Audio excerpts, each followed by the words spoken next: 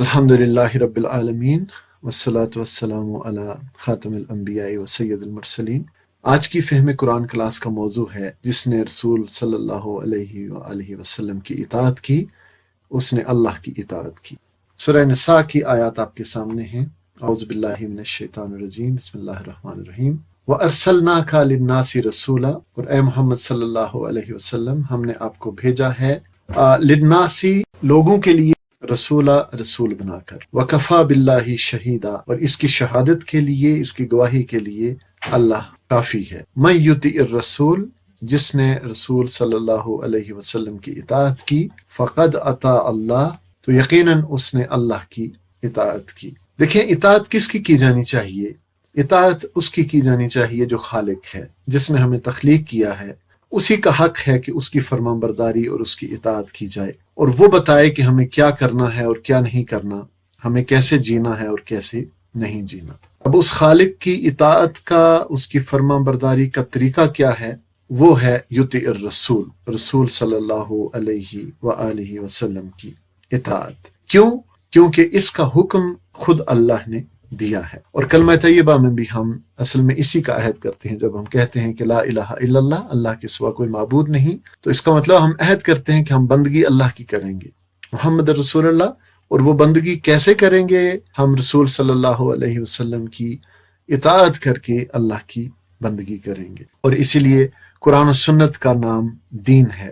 سورہ نساء میں آیا ہے کہ وما ارسلنا من رسول الا لیطاع باذن اللہ، کہ ہم نے جو رسول بھی بھیجا ہے اسی لیے بھیجا ہے کہ اذن خداوندی کی بنا پر اس کی اطاعت کی جائے۔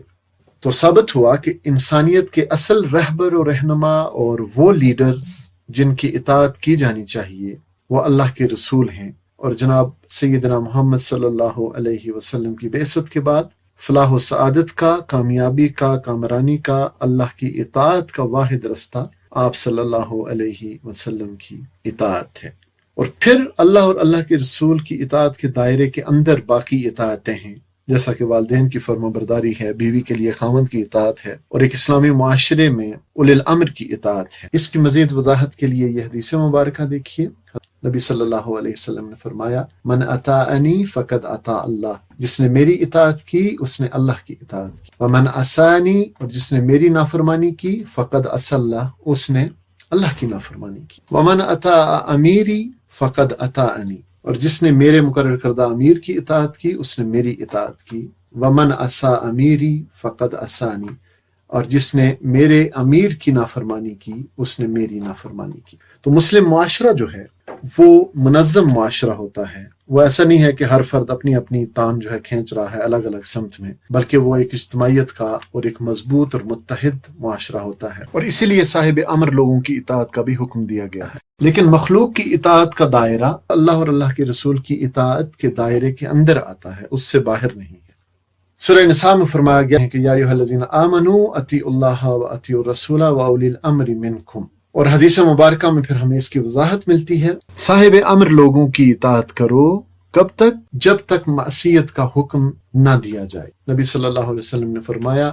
علی المرء المسلم السمع والطاعہ، مسلمان پر سمع و اطاعت یعنی سننا اور اطاعت کرنا لازم ہے، فیما احبا و کرہا، چاہے وہ حکم اس کو پسند ہو یا ناپسند ہو، خواہ وہ پسند کرے یا نہ کرے، الا مگر ان یؤمر بمعصیۃ، مگر یہ کہ اسے معصیت کا حکم دیا جائے، فاذا امر بمعصیۃ، تو پھر اگر اس کو معصیت کا حکم دیا جائے، فلا سمع ولا طاعہ، تو پھر نہ اس کے لیے سننا ضروری ہے نہ اس کے لیے اطاعت کرنا ضروری ہے۔ یعنی اللہ کی نافرمانی میں مخلوق کی اطاعت نہیں ہے، یہ اطاعت جو بھی ہے یہ اللہ اور اللہ کے رسول کی اطاعت کے دائرے کے اندر ہے۔ مزید دیکھیے نبی صلی اللہ علیہ وسلم نے فرمایا کہ انما الطاعۃ فی المعروف، اطاعت صرف معروف اور نیکی کے کام میں ہے، اور فرمایا مزید کہ لا طاعۃ لمخلوق فی معصیت الخالق، کہ خالق کی معصیت میں، نافرمانی میں مخلوق کی کوئی اطاعت نہیں ہے۔ جیسا کہ ہم نے پہلے بات کی کہ یہ صرف اللہ کا حق ہے جس نے ہمیں تخلیق کیا ہے کہ ہم اس کی اطاعت کریں، اور یہ کہ وہ ہمیں بتائے کہ ہم نے کیا کرنا ہے اور کیا نہیں کرنا، اور ہمیں کیسے جینا ہے اور کیسے نہیں جینا، ہماری زندگی کے صحیح راستے کیا ہیں اور غلط راستے کیا ہیں، یہ طے کرنا اور یہ بتانا صرف اللہ کا کام ہے،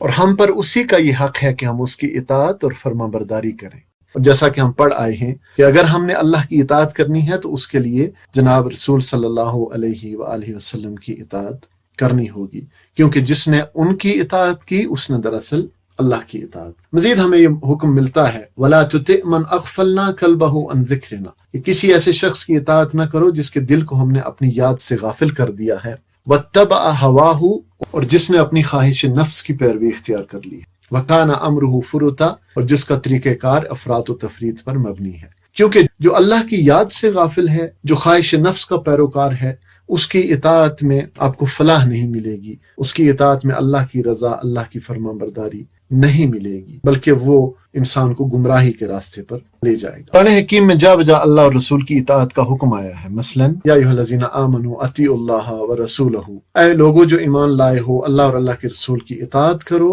ولا تولوا عنہ وانتم تسمعون، اور حکم سننے کے بعد اس سے منہ نہ پھیرو، اس سے سرتابی نہ کرو، واطیعوا اللہ والرسول لعلکم ترحمون، اور اللہ اور رسول صلی اللہ علیہ وسلم کی اطاعت کرو تاکہ تم پہ رحم کیا جائے۔ اور یہ کوئی ایسی چیز نہیں ہے کہ کر لی تو ٹھیک ہے، نہ کی تو کوئی فرق نہیں پڑنے والا، اسی پہ ہماری دائمی فلاح اور کامیابی کا انحصار ہے۔ دیکھیں ایک وقت آنے والا ہے، یوم تقلب وجوہہم فی النار یقولون یا لیتنا اطعنا اللہ واطعنا الرسول، وہ دن جس دن ان کے چہرے آگ پر الٹ پلٹ کیے جائیں گے، یقولون، تو اس دن وہ کیا کہیں گے، یا لیتنا، کاش، اطعنا اللہ و اطعنا الرسول، کاش ہم نے اللہ اور رسول صلی اللہ علیہ وسلم کی اطاعت کی ہوتی۔ اور ایک منظر یہ بھی نظر آتا ہے، وَيَوْمَ يَعَضُّ الظَّالِمُ عَلَى يَدَيْهِ، کہ اس روز ظالم انسان اپنے ہاتھ کاٹے گا، اپنے ہاتھ چبائے گا، یقول، اور کہے گا، یا لیتنی، کاش، اتخذت مع الرسول سبیلا، کاش میں نے رسول کے ساتھ اپنا راستہ بنایا ہوتا، کاش میں نے رسول کا ساتھ دیا ہوتا، کاش میں نے رسول کی راہ اختیار کی ہوتی۔ تو فلاح کا راستہ، کامیابی کا راستہ، وہ اللہ اور اللہ کے رسول کی اطاعت کا راستہ ہے۔ اور اگر اللہ کی اطاعت کرنی ہے تو محمد صلی اللہ علیہ وسلم کی اطاعت کرنی ہوگی۔ اللہ ہمیں اپنے اطاعت گزار بندوں میں شامل فرمائے، آمین ثم آمین۔